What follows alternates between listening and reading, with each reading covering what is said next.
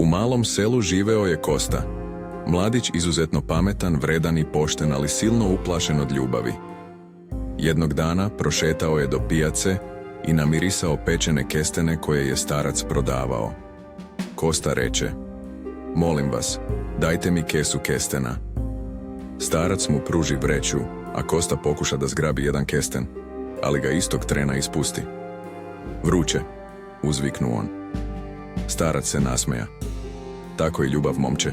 Želiš je, ali strahuješ da te ne opeče." Kosta se zbuni. "A šta ako me stvarno opeče?" Starac mu pokaza kako pažljivo prevrće kesten među prstima. "Tako ga hladim, malo pomalo. I sa ljubavlju je isto. Ne srljaj, već upoznaj osjećaj korak po korak." Kosta konačno uspe da uzme kesten. Bio je topao, no ne previše vruć. Zagrizao je i osmehnuo se. Ukusan je. Starac mu namigne: "Ne ostavljaj kestene predugo u kesi, jer će izgubiti ukus. Isto je i sa ljubavlju.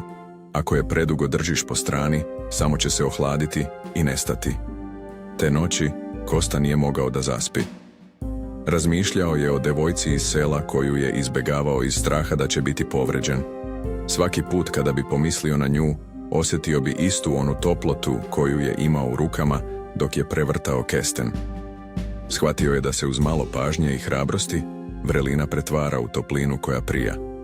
Sutradan ju je pozvao u šetnju, osjećajući toplinu koju više nije hteo da gubi. Njegovo srce bilo je spremno da podeli tu posebnu, blagu vrelinu sa nekim komu je drag. A starac?